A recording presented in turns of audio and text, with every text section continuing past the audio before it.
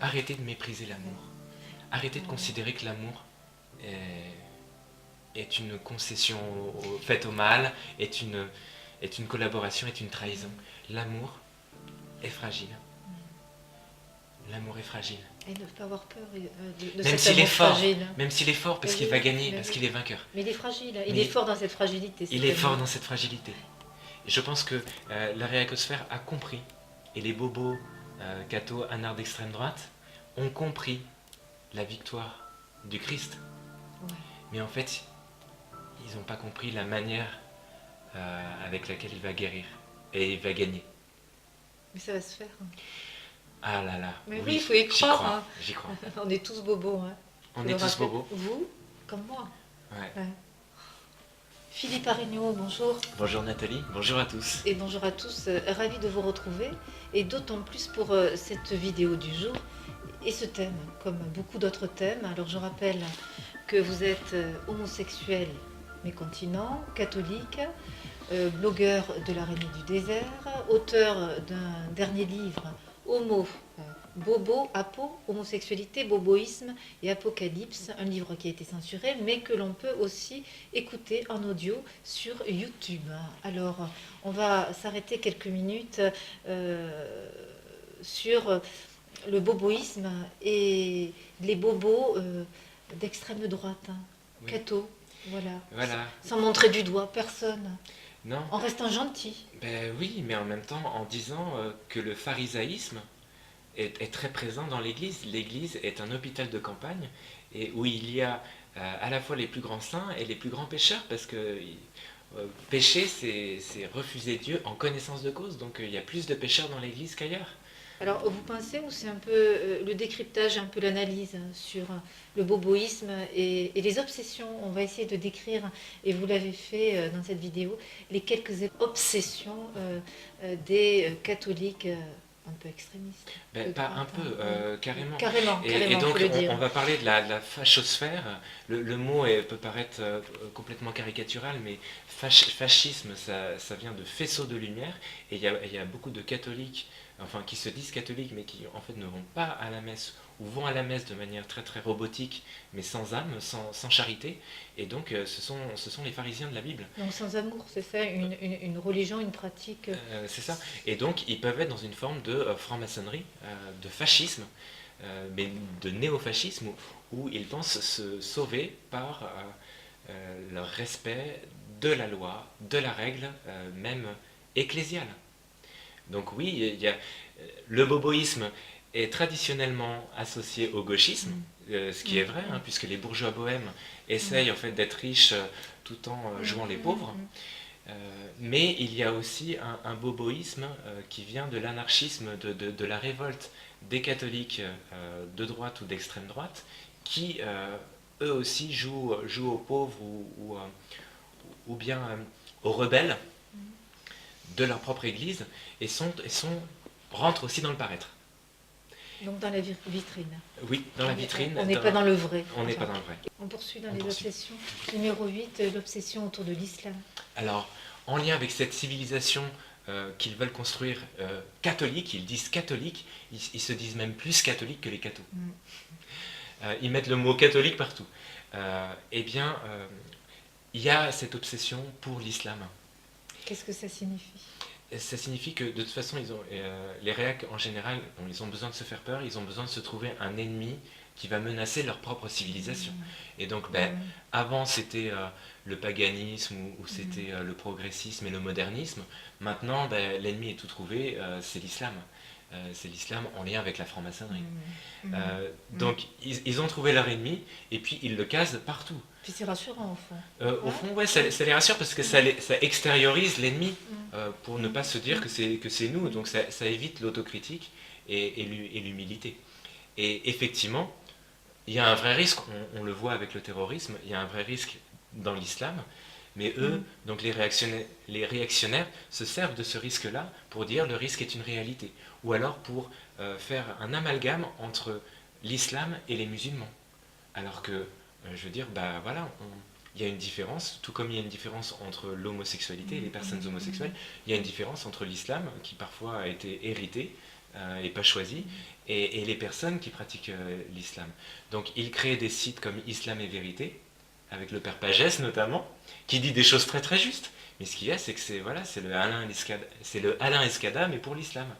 C'est une vérité clinique sans amour. C'est une étude quand même assez juste, hein. Il s'y connaît et il a Ah, mais écrit c'est une mine, un très très bon livre aussi, c'est une mine d'or. questions-réponses autour de l'islam. J'ai moi-même ce livre en main. Il est plutôt bon, là, le père Abbé Pagès. Oui, il manque juste l'amour. Ouais. Là, Bon, l'optique, je dis un petit bonjour elle au est un père petit peu. Enfin, Pagès. il y a beaucoup de réacs qui ont leur bon musulman. Et en général, ils se servent donc des conversions et des convertis de l'islam vers le catholicisme pour, pour, en- pour conforter leur haine et leur peur des musulmans. Et c'est là que ça va pas. Parce que. Donc, ce qu'on peut entendre, c'est qu'il faut rester, quels que soient les discours, il faut rester vraiment aimant dans le message qui est délivré. C'est ça. Et quelle que soit la responsabilité, la notoriété de la personne. C'est ça. Rester dans l'amour. Et Hein. rester dans l'amour. Parce que, effectivement, l'islam, oui, est mauvais. L'islam est mauvais. Là, on est d'accord. Mais on est d'accord. Ah, ouais. Mais après, c'est pas pour ça Mais que. c'est pas les personnes. C'est pas les personnes. Les personnes musulmanes ont un grand respect et parfois un grand amour des autres. Moi, je le vois parce que qui est dans les hôpitaux? Qui s'occupe des gens dans les maisons de retraite? Ce sont les personnes musulmanes. Moi, mes élèves, j'en ai eu plein qui étaient musulmans, c'est ceux qui me comprennent le mieux. Alors après, voilà, il y a des incohérences dans l'islam, et puis l'islam, ben, comme il a des messages contradictoires qui en plus ne peuvent pas être critiqués puisque le Coran est incriticable, ben, fait que en fait il y a une absence de liberté, de vérité, de sens critique, et puis finalement d'amour, puisque clairement c'est une religion.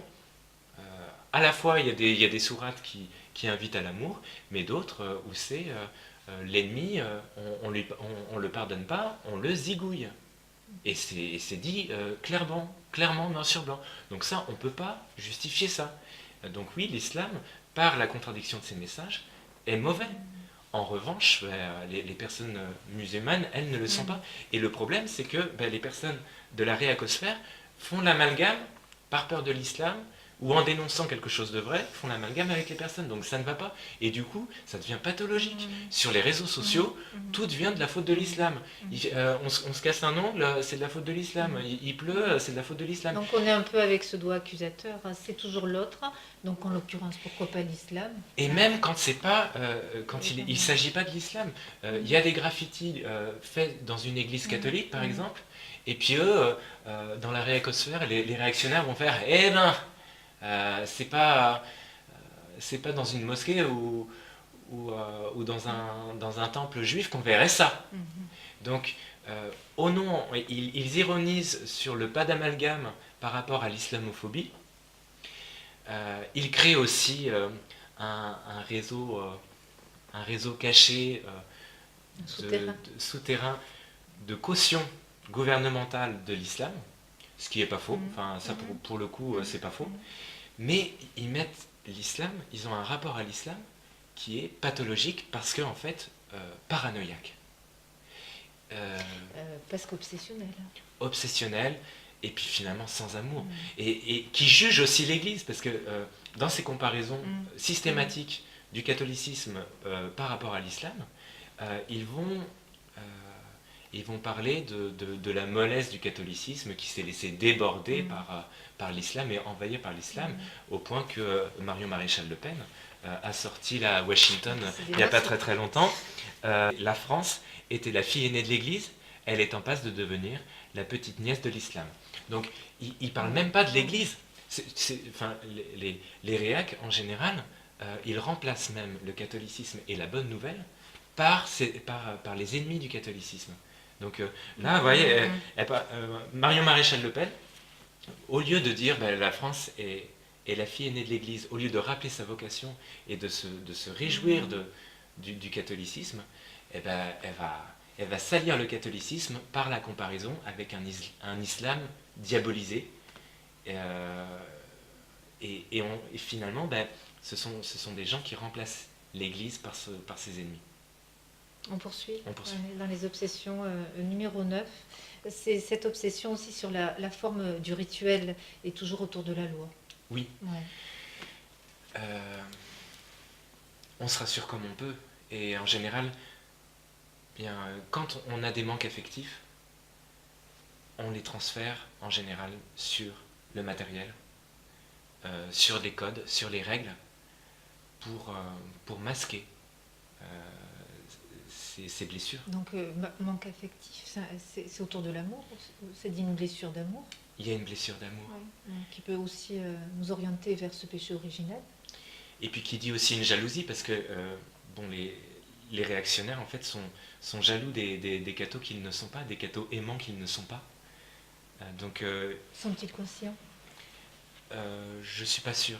Il y a Une une forme part, il y a peut-être une de part, déni, parce hein. qu'il faut vouloir être jaloux, hein, et dire non à sa jalousie. Dire, Donc il y a une volonté?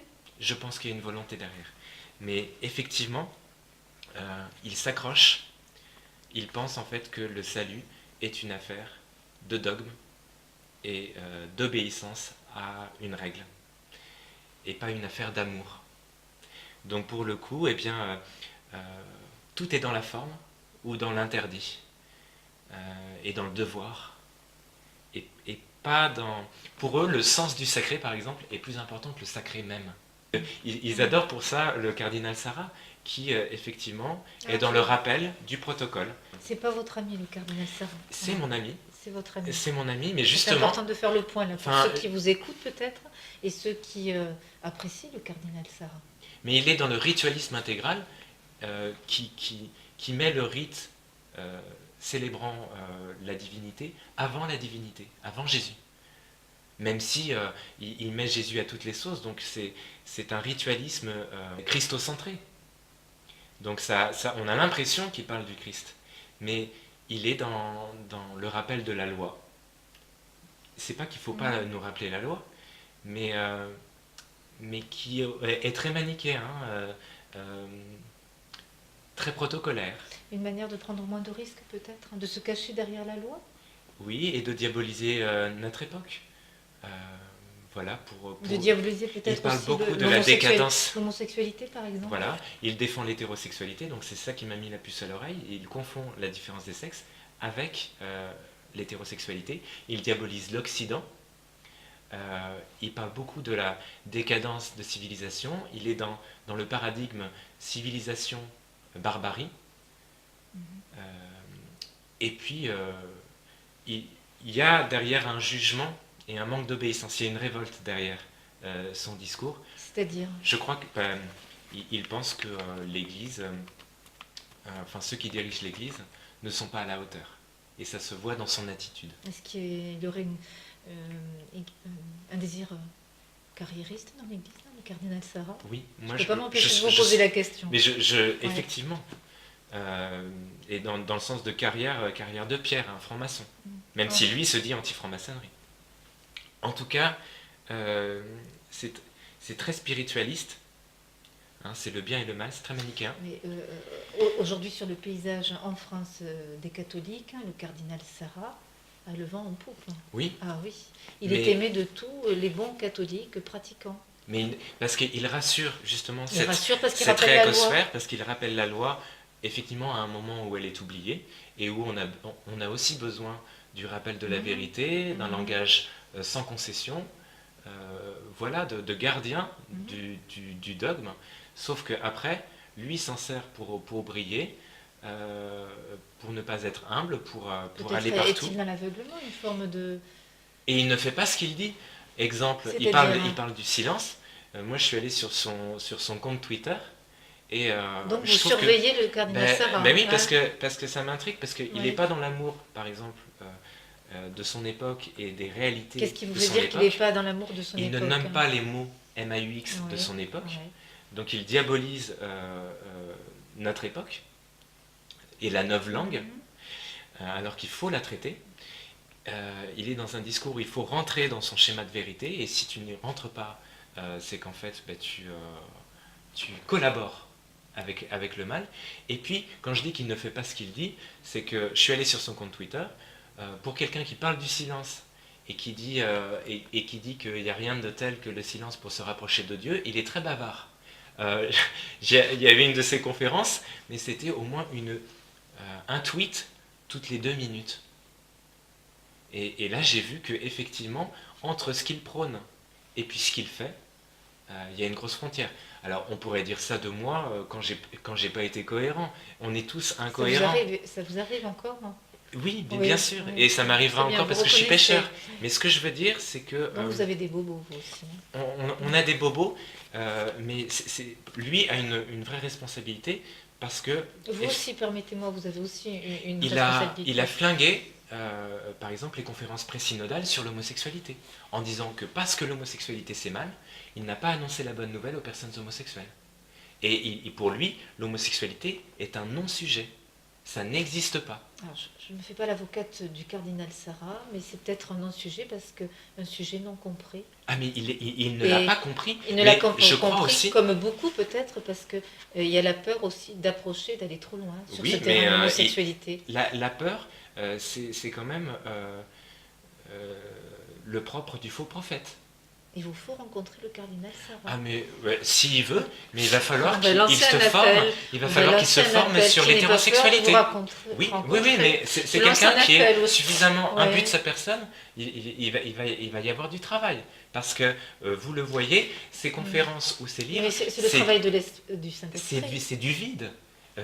Enfin, moi je demande aux gens, mais vous avez entendu ce qu'il a dit en conférence? Est-ce que vous pouvez me résumer? C'est du vide. C'est lisse. Hein. Et puis il ne prend pas de risque. On peut partager ses tweets. Alors que le vrai prophète, c'est celui dont la parole est vraie mais scandaleuse, qu'on n'ose même pas partager tellement on a peur de perdre son boulot et sa réputation. De nombreux prophètes aujourd'hui, Philippe, mais aussi de faux prophètes. Hein. Mais donc ne nous trompons pas aussi. La parole dans de Jésus est du scandaleuse. Mais oui, c'est vrai. Et fait prendre des risques. Oui. Est-ce qu'en partageant les tweets ou les paroles du cardinal Sarah, vous risquez votre vie? Non. Non. Donc, pour moi, c'est un critère qu'il peut avoir un discours sur la vérité, en apparence lisse, et puis qui se veut en plus sans concession et énergique, et puis redresseur de tort. Mais concrètement, il est très facile de partager déjà l'avis du cardinal Sarah, et puis de partager ses tweets. Donc je me dis, il y a un problème. On n'est pas dans la vérité qui fait risquer une réputation, qui fait risquer un travail, qui fait risquer sa vie. Et pourtant, il parle de ça, hein. Il parle du martyr, il parle de... il parle très bien, le cardinal Sarah. Ben, disons que c'est bien léché, mais il reste rien. Qu'est-ce qu'on a appris en l'écoutant? Moi, j'ai des gens qui m'ont dit, bah, ouais, son livre sur le silence, je peux le résumer à 10 lignes. Et effectivement. Et pareil, sur Dieu ou rien, ça passe pour une parole voilà, sans concession, catégorique, ferme, face à une église qui ne le serait plus, mais il n'y a rien dedans. Alors, comment fermer un petit peu cette parenthèse autour du cardinal Sarah le plus positivement possible pour ceux qui vous suivent et qui sont un peu à la suite du cardinal Sarah? Oh, je crois que les gens se rendent compte. Parce qu'ils ont le bouquin dans leur bibliothèque. Ouais. Ouais, j'ai un ami, par exemple, dont la sœur a été mariée par le cardinal Sarah. Je lui ai dit, mais t'as entendu l'homélie du mariage? Qu'est-ce que tu peux m'en dire? Quel est le résumé? Il s'en souvient plus.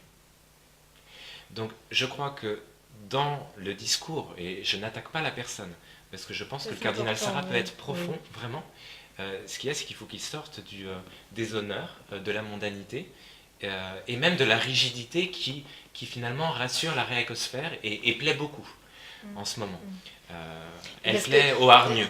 Ça rassure tout le monde. Ça rassure tout le monde. Tout le monde a peur au fond. Hein. Donc moi, ce que je conseille au discours du cardinal Sarah, c'est d'oser finalement... se risquer vraiment. Oui, se risquer vraiment et non pas enforcer des portes ouvertes qui sont... oui, qui sont des slogans qui plaisent à la réacosphère mais qui sont très politiques. Mais dans le sens politisé, politicien. On avance. Et alors on avance, mais juste je voulais vous dire, le cardinal Sarah propose surtout des Et modifications fini, et après on finit, hein. de forme. C'est de la cosmétique qu'il propose. C'est la messe ad orientale, c'est le missel bilingue latin langue vernaculaire. Tout ça, ça vient du cardinal Sarah et ça plaît aux pharisiens. Ils adorent parce qu'effectivement, on est dans le sens du sacré et dans le formalisme clérical, ecclésialement correct, mais où la conversion du cœur, euh, c'est très extérieur ce que dit le cardinal Sarah par exemple sur la contrition, la honte. Il parle de la honte en général, du martyr en général, mais ce n'est pas quelque chose de personnel. Et pourtant il vient de l'Afrique et de pays qui souffrent vraiment. Il pourrait se le permettre de ne pas être dans la mondanité. Mais il parle de la vérité de manière très extérieure et sans que ça l'éclabousse, sans que ça... le vrai risque n'y est pas. Voilà. Pour l'instant. Le risque s'accompagne de la vérité, mais dans l'amour. Dans l'amour. Et il faut les deux. Et je ne sens pas un regard d'amour chez le cardinal Sarah. C'est plutôt l'arbitre qui en plus dit des choses qui ne sont pas risquées. Donc, Oui, mais c'est le bon arbitre. C'est l'Emmanuel Macron parce qu'il rassure aussi beaucoup de catholiques aujourd'hui en France. Il fait du bien aussi à beaucoup de catholiques. Et je pense que certains ont besoin déjà d'être secoués et de dire oui, vous catholiques, vous vous êtes endormis, réveillez-vous. Donc il a au moins eu le mérite, et il a au moins le mérite de faire que les catholiques soient fiers de l'être. C'est bien de terminer positivement sur le cardinal Sarah, Philippe. Je vous remercie. Mais oui. Je vous remercie. Sauf qu'en fait, la fierté, elle ne doit pas être dans le catholicisme. Elle doit être dans un Christ crucifié, Jésus. Elle n'est pas même dans l'étiquette catholique. Et le pape François, moi j'aime beaucoup notre pape. Alors du cardinal Sarah, on se tourne vers le pape François. Oui, parce qu'en fait le pape François, des fois, il n'est pas d'accord avec cet ego déguisé en humilité du cardinal Sarah. Et ils sont souvent en bisbille, parce que effectivement, beaucoup voient dans le cardinal Sarah le pape tonique et puis un peu le nouveau Benoît XVI qui ferait mieux que le pape actuel. Beaucoup de réactionnaires disent « Ah, le prochain pape sera noir ». En gros, entre parenthèses, ce sera le cardinal Sarah. Alors écoutez... On sait bien que l'Esprit Saint souffle quand il veut. C'est le cardinal Sarah et pape, moi, bon, on a compris. C'est pas que je me casse de l'église, mais en tout cas, c'est la fin des haricots pour l'église. Si jamais c'était le cardinal Sarah, vous restez toujours dans cette église catholique ou vous retirez, Philippe Arrhenius ? L'église Corps du Christ. L'église Corps du Christ. Ouais. Alors l'église Corps du Christ, c'est un sacrement ou toujours avec des sacrements ? Alors on va en parler du Corps du Christ. Ah ben, je veux bien. On y va ? Ben oui. Alors la communion dans la main, justement, c'est un des... une des obsessions. C'est une autre des obsessions, c'est la 10e, qui est en lien justement avec ce formalisme pharisien de la réacosphère. C'est-à-dire que... Vous-même, vous communiez alors, moi, je communie dans la bouche. Les membres de la réacosphère se sont crispés sur la communion dans la bouche parce qu'ils ont idolâtré le Christ. Ils l'ont mis sur un piédestal. Et ils ont créé une clôture autour de cette Eucharistie pour définir tout un tas de conditions, donc c'est des clôtures, pour bien la recevoir. Mais ils ont mis tellement de clôtures conditionnelles que du coup, il semble dire que seuls eux la méritent. Ils font de l'Eucharistie un Dieu et non plus un cœur et Jésus en personne de proches qui se donnent même à ceux qui le méritent pas. Et ils ont mis tellement de conditions de bonne réception de l'Eucharistie que finalement ils jugent qu'ils sont les seuls à pouvoir la recevoir et que les autres communient mal déjà. Et puis même à la fin, ils vont finir, je crois, par dire que eux-mêmes ne méritent pas. Quand ils vont voir Jésus en face, ils vont dire eux-mêmes que en se jugeant pécheurs, pour respecter la règle jusqu'au bout, ils vont refuser le Christ. C'est-à-dire qu'il y a un retour un peu au pharisaïsme. Oui. C'est- Où en fait, le, la manière de recevoir l'Eucharistie a plus d'importance que l'Eucharistie elle-même. Ils sont dans un formalisme qui réifie, transforme en objet l'Eucharistie. On n'a plus ce partage, on n'a on a plus la communion en fait. On n'a plus la communion. Si, c'est un jeu de mots, là. ouais, pour le, pour le réactionnaire ou le pharisien, euh, l'Eucharistie est une affaire de mérite, est une récompense, et même est à la hauteur, c'est un commerce en fait. Euh, c'est une récompense qui est le produit euh, de tout le rite et de toute la manière, tous les codes, tout le rituel qu'on a mis en place pour la recevoir, cette récompense. Donc c'est très arithmétique, c'est un commerce quoi. Euh, donc les cathos anards d'extrême droite ont tendance à voir l'Eucharistie comme une récompense de leur obéissance, ou, ou même de leur fidélité cérémonielle, hein, formelle, à la réception de l'Eucharistie. Vous voyez? On est dans le mérite, là. On est dans le mérite, on est dans l'extérieur. Il Mm. faut, dans la mise en scène. Mm. Hein. Et on n'est plus finalement dans l'amour ou, ou même le sentiment qu'on ne mérite pas ce qu'on reçoit, parce qu'on est pécheur. Alors qu'on devrait arriver à l'Eucharistie avec un cœur contrit, sans assurance, et en ayant conscience en fait que on reçoit l'amour, un cœur battant, pauvrement, et qu'on ne le mérite pas. Faut ça touche à la miséricorde. C'est ça. Est-ce que j'accueille cette miséricorde ou non? C'est ça. Et qu'après, c'est évident, c'est beau quelque part de vouloir honorer ce qu'on reçoit. Et je pense que chez les réacs, chez certains, il y a vraiment ce souci quelque part de respecter la majesté de l'Eucharistie, mais jusque dans la forme. Sauf qu'ils ont mis la forme. Il peut y avoir un accès. La forme après. Le pas sur le fond. Et parce que moi, quand je vois quelqu'un communier dans la main, même si je trouve ça moins beau, je vais pas dire il ne sait pas ce qu'il reçoit. Si ça se trouve, c'est quelqu'un en fait qui se sait vraiment pécheur et qui aime Jésus et qui reçoit vraiment Jésus dans son cœur. Alors que je vois beaucoup de personnes qui communient dans la bouche et qui sont des automates. Donc le plus important, évidemment, c'est le fond et c'est ce qu'on reçoit, même si la forme peut être au service du fond. Ça, c'est important, oui. de le dire. Ouais. On poursuit dans les obsessions. Alors, l'avant-dernière. Avant-dernière, on y arrive. Ouais. On tient bon. J'espère que vous tenez bon aussi. C'est le mécontentement. Oui, c'est-à-dire que c'est presque une règle. Il faut faire la gueule. Oui. Il faut faire la gueule parce que si on sourit, rien ne va. Ben, rien ne va. Il faut vraiment gueuler comme ça. Au moins, on a un regard sur le monde. Et puis, si on sourit, on est niais. C'est un signe de faiblesse peut-être. C'est un signe de faiblesse. De faiblesse, de fragilité. Donc regardez, ou alors c'est vraiment le sourire narquois ou en coin. Ironique.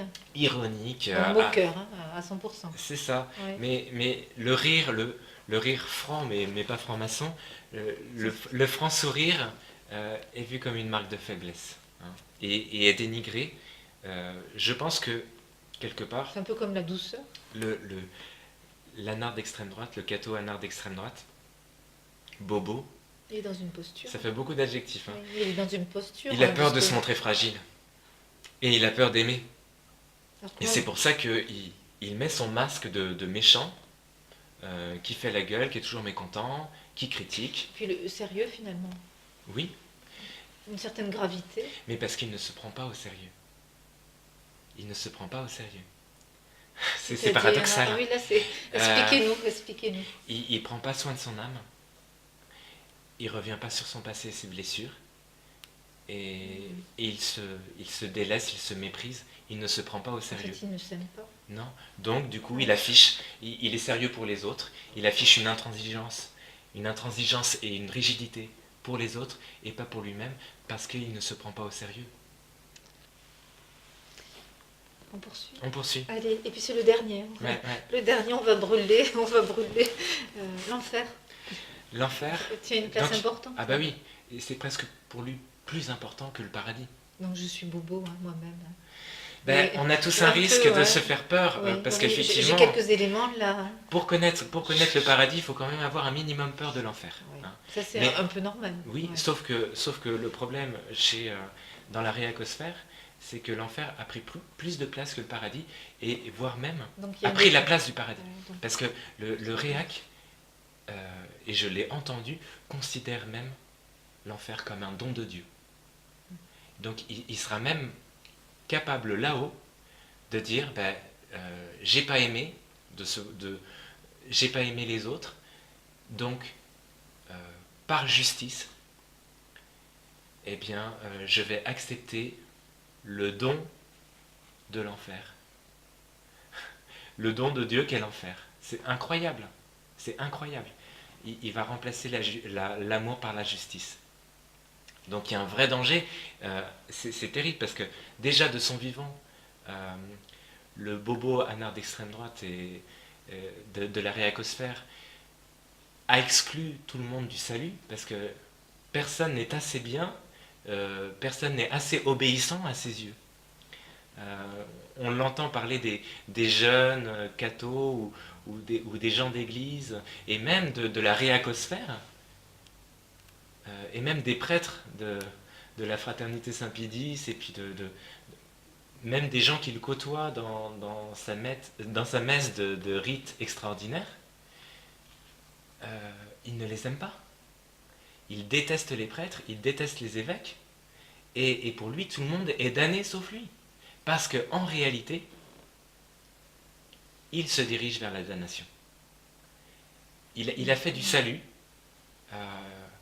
le privilège, la propriété d'une élite qu'il incarnerait, parce que lui seul serait obéissant.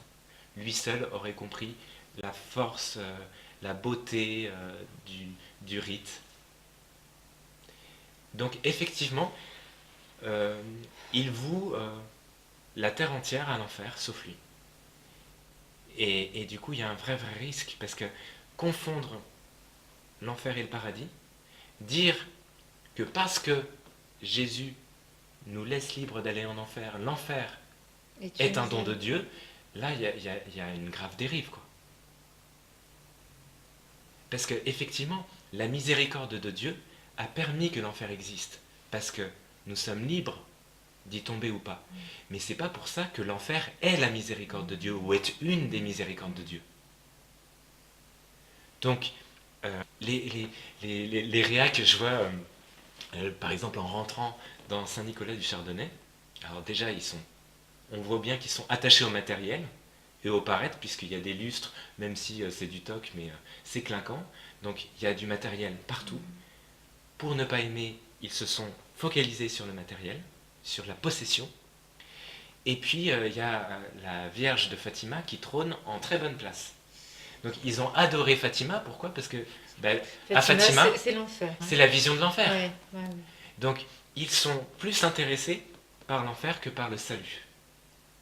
Et quand ils parlent du salut, c'est... En fait, c'est par peur. C'est par peur, et puis c'est plus une menace ou une menace d'enfer. Effectivement, dans notre monde ce salut n'est pas gagné. Où l'enfer est nié, même par des prêtres, par beaucoup de prêtres, qui nient l'enfer, qui nient le jugement dernier. Beaucoup de prêtres ne croient plus au mal. Donc, je pense que c'est en réaction. Donc on n'a que des réactions de partout. En fait, ce qu'il y a, c'est que je pense que le réac peut vraiment nous apprendre que l'enfer existe, que le mal existe, et que l'enjeu de notre vie n'est pas simplement la réussite ou le bonheur, mais c'est l'enjeu de l'âme et de l'éternité de l'âme. Donc on a besoin... Là on joue gros. Ouais. On joue gros, et je crois qu'il faut juste... Mais là encore, le réac n'a pas grand-chose à changer. Ça c'est la bonne nouvelle. Mais oui, il a moins de choses à changer que le progressiste, relativiste et moderniste qui dit qu'on ira tous au paradis. Et finalement, le réac, il a la culture, il a la connaissance, Il connaît toutes les prières. Mm. Il peut même aller, moi je connais des familles en fait, où c'est mais le bordel à l'intérieur. Il y en a une que je connais à Rennes, confession régulière, rosaire tous les jours, messe, rite extraordinaire. Ils font tout bien comme il faut, mais à l'intérieur, pas d'amour.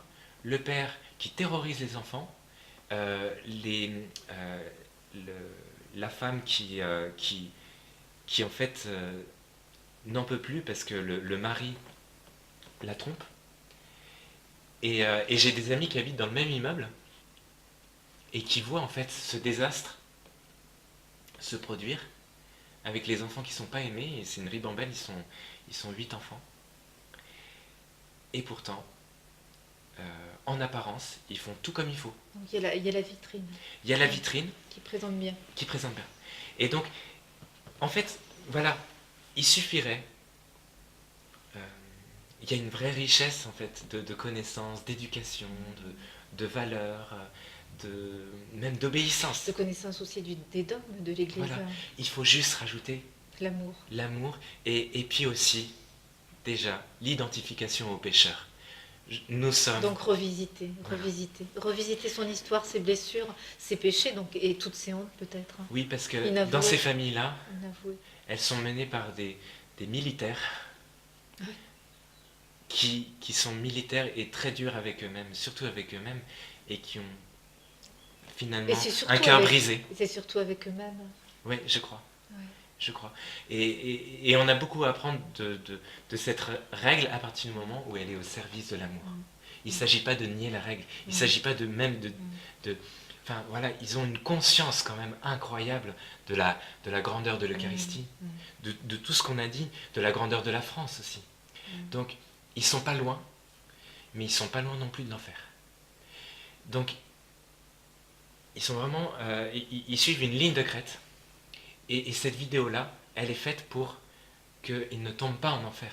Mais qu'ils deviennent des saints. Et de qu'ils grands deviennent, saints peut-être. et qu'ils hein, deviennent de parmi- grands saints. Ouais. Parce que je pense qu'il y en a Mm. beaucoup, en fait, ce sont des apôtres qui en fait, juste pourraient se réfrènent eux-mêmes et pourraient avoir un apostolat de malade, mais vraiment de malade, si ils évangélisaient à travers leur pauvreté et en disant « je suis le premier pécheur ».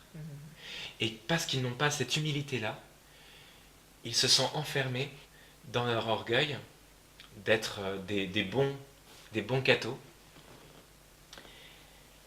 Et ils risquent l'enfer. Et au fond, ils se sont enfermés, la position des bras là, dans leur propre enfer. Oui. Il suffirait de peu d'ouvrir. En fait, c'est une histoire de cœur. Ce cœur glacié qui s'ouvre, une histoire de cœur et finalement une histoire de salut au bout. Hein. Mais oui, voilà, parce que c'est pas qu'on Jésus vient frapper à la porte du en fait, cœur. arrêtez de mépriser l'amour. Arrêtez de Ouais. considérer que l'amour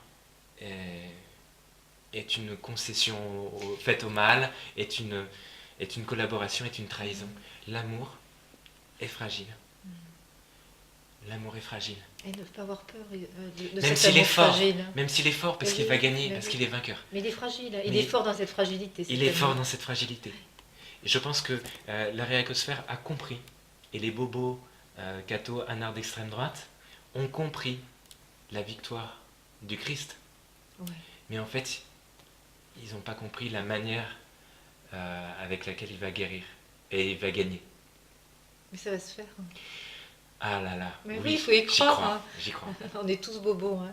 On Faut est le tous rappeler. bobos. Vous, comme moi. Ouais. Ouais. Et c'est beau de partager ces bobos et de les montrer déjà pour se laisser guérir par Jésus et puis aussi par les autres. Et se laisser aimer au fond. Oui. Ah, c'est une On histoire. retrouve l'humour. Oui.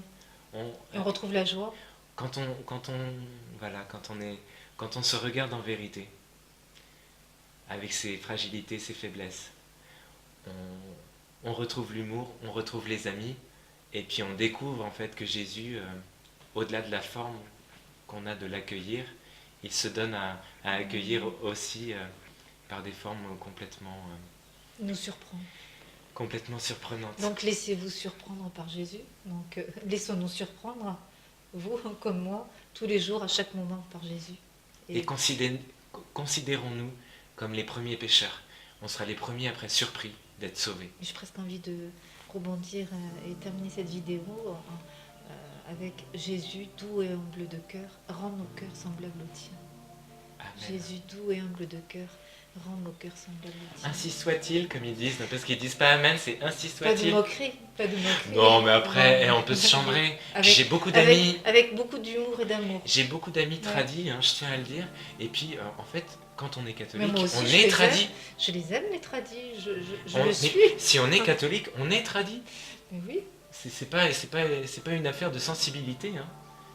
On est de toute façon tradis. Et la tradition, vive la tradition! ouf, cette vidéo se termine. Elle se termine plutôt Il est bien. temps, il est temps! Merci Philippe Aregno. Bon. Au revoir. Merci à vous, Nathalie. Et merci à vous tous. Au revoir.